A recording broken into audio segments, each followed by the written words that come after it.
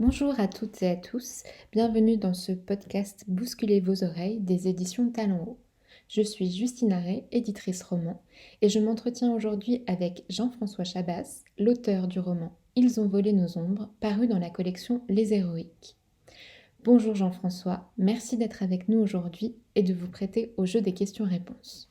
Et ma première question sera, pourriez-vous nous présenter en quelques mots l'intrigue du roman et son personnage principal, Baga? Le personnage principal est une petite fille métisse, Yamadji, donc c'est une tribu de la côte ouest de l'Australie, et irlandaise. Et cette petite métisse se retrouve seule à la suite de circonstances tragiques, et ça raconte ses aventures le long de la côte en remontant vers le nord. Aventures durant lesquelles elle rencontrera une chienne dingo qui deviendra sa compagne, ce qui d'ailleurs était réel et qui arrive encore maintenant beaucoup chez les aborigènes qui sont très liés avec les dingos. Et cette petite fille finira par faire la rencontre après avoir été témoin des atrocités commises par les Blancs et avoir vécu dans cette nature extraordinaire et dangereuse, fera la rencontre d'un géant de la tribu des Yawijibaya qui l'emmènera pour être témoin d'une tragédie. Voilà. Et elle raconte cette histoire 100 ans plus tard, alors que c'est une très vieille dame. Et comment vous est venue l'idée de construire votre roman autour du mystère de la disparition de cette tribu, la tribu des Yawijibaya dont fait partie le géant dont vous avez parlé? Et surtout, comment en avez-vous eu connaissance de cette histoire? En fait, de très nombreux crimes ont été commis contre les tribus, officiellement, si j'ose dire, par l'armée ou par des pseudo-policiers qui ont massacré les aborigènes pendant 200 ans, mais également par des voisins blancs des aborigènes qui les ont empoisonnés, qui les ont tués avec des couvertures couvertes de virus, enfin qui ont fait tout ce qu'ils pouvaient pour les faire disparaître. Et en l'occurrence, la disparition de la tribu des Yawijibaya est une des plus incroyables parce qu'il s'agit de 300 personnes qui ont disparu du jour au lendemain. Donc c'est une histoire assez incroyable et qui est tout à fait emblématique pour moi des horreurs qui ont été commises à l'époque et même assez tardivement contre ces peuples. Voilà. Donc je pensais que c'était un sujet intéressant et pour le moins intéressant et qu'il fallait absolument en parler. Vous êtes allé plusieurs fois en Australie, vous avez des liens avec plusieurs tribus aborigènes. Quelles sont exactement vos relations avec ces tribus? Comment ça s'est passé? Comment se sont passées vos rencontres? Est-ce que vous avez été bien accepté? Comment est-ce que vous avez pu communiquer avec eux? J'ai parcouru l'île en 2 séjours, j'ai fait 50 000 kilomètres.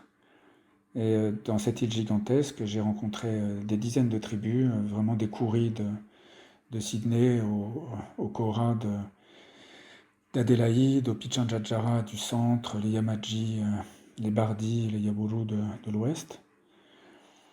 Ces gens sont méfiants avec les Blancs, évidemment, parce qu'ils sont très maltraités, ils font l'objet d'un grand racisme encore maintenant, particulièrement les tribus des communautés qui ne sont pas mélangées avec les Blancs et qui vraiment sont traitées de manière odieuse.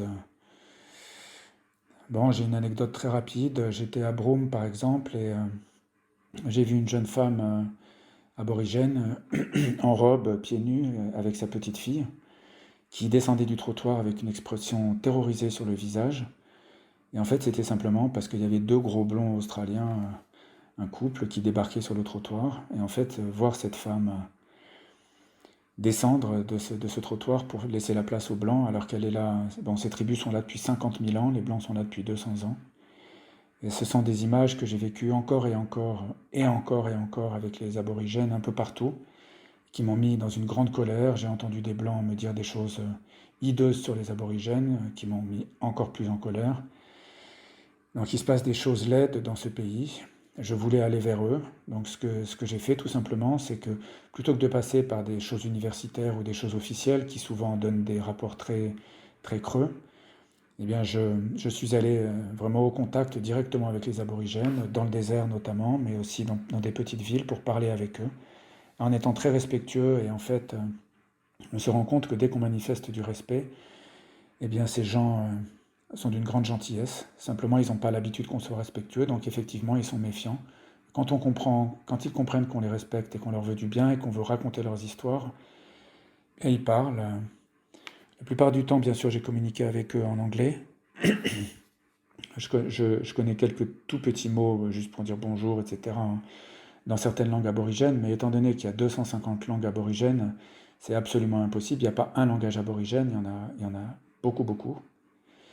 Donc communiquer essentiellement en anglais.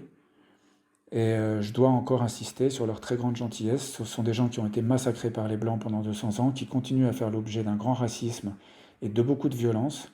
Dans certains coins, ce sont des ambiances de western très violentes. Et malgré ça, ces gens sont charmants, à condition évidemment que vous vous comportiez correctement avec eux.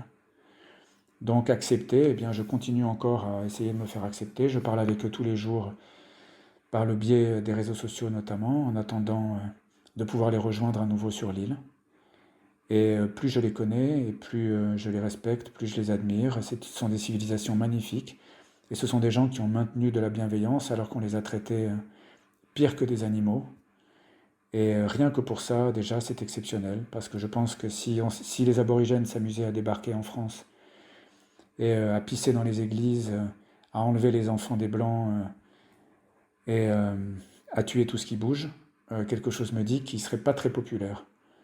Eh bien, malgré ça, malgré tout ce qu'on leur a fait subir, les aborigènes continuent à être accessibles et je trouve ça admirable. Admirables, ils le sont en effet, et à votre écoute et à la lecture du roman, on ne peut être qu'ému et touché et à la fois révolté par la situation des aborigènes en Australie en 1929 et aujourd'hui. Pour revenir à votre roman et à l'Australie, vous décrivez dans votre roman le cheminement de Baga, qui se rend donc au nord de l'Australie. Et tout au long de son cheminement, elle va croiser une faune et une flore hostile, parfois dangereuse et surprenante. En tout cas pour nous, Européens, Français, qui avons peu l'habitude de côtoyer des crocodiles ou des cônes géographiques.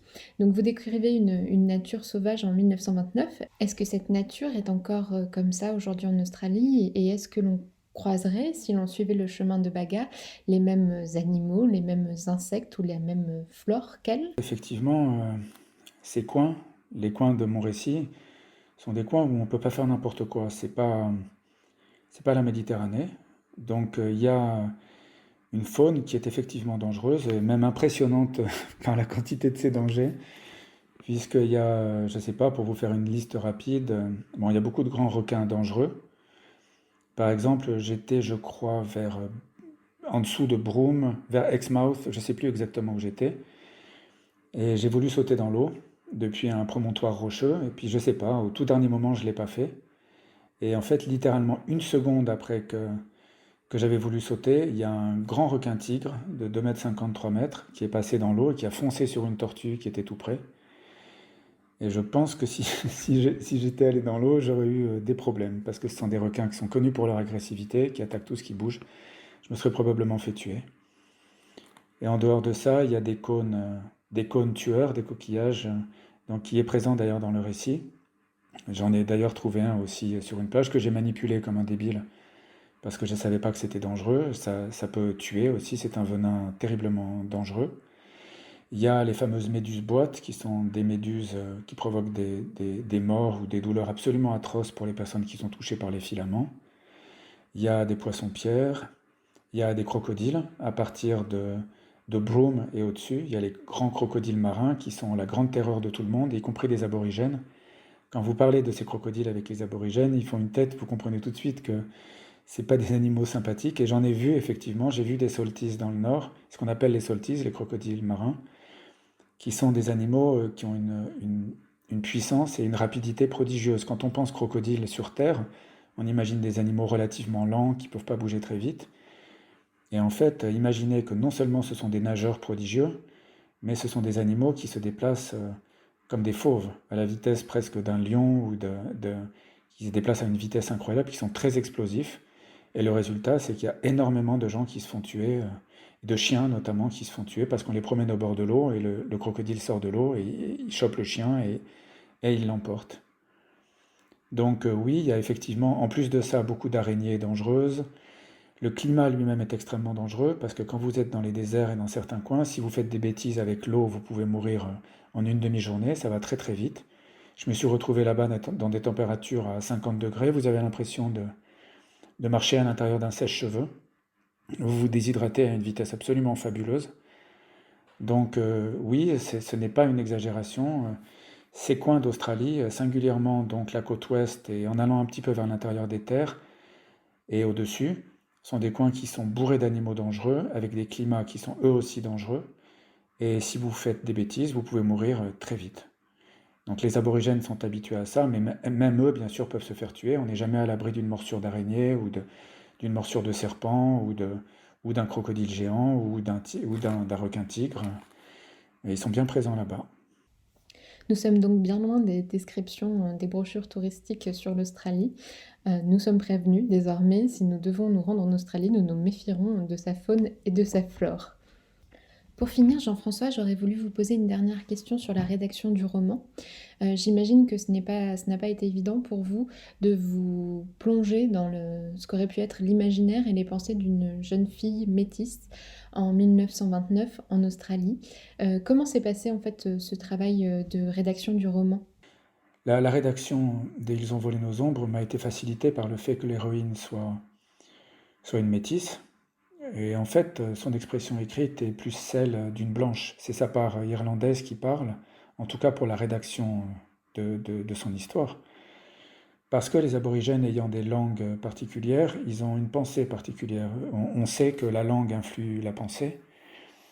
Et donc, si un aborigène est aborigène à 100% et qu'il a peu de contact avec les blancs, son mode de pensée et sa manière d'exprimer les choses sera très différente de celle des blancs. Parce qu'on est le reflet aussi de son environnement, de la manière dont on vit. Et les aborigènes, notamment du point de vue familial, ont des choses différentes des occidentaux, et très fortes d'ailleurs, mais différentes. Leur vision de la nature est également très différente. Leur cosmologie, leur religion, leur manière de voir le monde est complètement différente. Et bien sûr, ça influe sur leur pensée.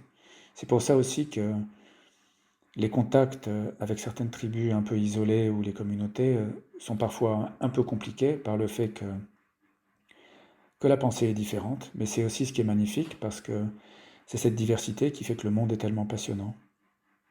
Donc pour écrire Ils ont volé nos ombres, eh bien ça m'a été facilité par le fait que l'héroïne soit métisse. S'il avait fallu parler à la première personne comme un aborigène, ça aurait été très très difficile sans trahir. Effectivement, c'est le travail d'un romancier, mais jusqu'à un certain point. Et voilà comment j'ai pu parler de Baga avec un peu de véracité, je pense. De la véracité et de l'émotion, en effet, le roman n'en manque pas. Et j'invite les auditeurs et les auditrices à se rendre compte par eux-mêmes et par elles-mêmes en se procurant le roman Ils ont volé nos ombres, donc de Jean-François Chabas, paru dans la collection Les Héroïques aux éditions Talent Haut. En tout cas, je vous remercie beaucoup, Jean-François, d'avoir répondu à mes questions aujourd'hui. Et je vous souhaite à tous et à toutes une bonne lecture.